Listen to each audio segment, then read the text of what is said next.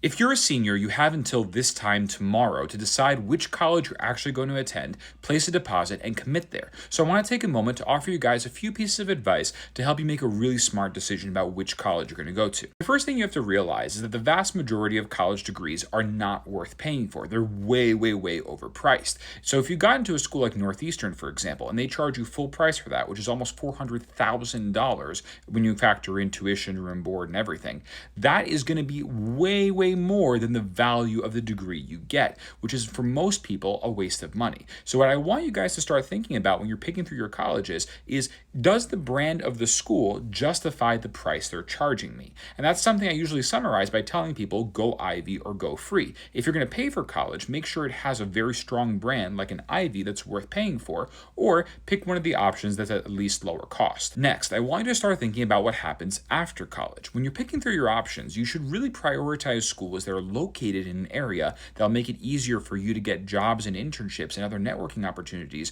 for when you graduate. For example, if you want to study finance, there's a huge advantage to going to a school that's in the New York or the Boston area compared to a college that's maybe in the Midwest or the South, just because you're physically located right next to the place where you would be working or interning, and it makes it much easier for you to get hired. And finally, for a lot of you, this is not the end of your education. If you're intending to go to medical school, law school, or some other kind of graduate school, you need to be thinking about which colleges are going to have the best path to enter one of those graduate programs. For example, if one of the colleges that you got into right now has a program that lets you do an MBA in 5 years, for example, and it's a good school for that purpose, that might be a really good option to attend, and maybe you prioritize that over some of your other acceptances. And that's it. I hope you guys got into some amazing colleges this cycle, and if I helped you out, please let me know in the comments.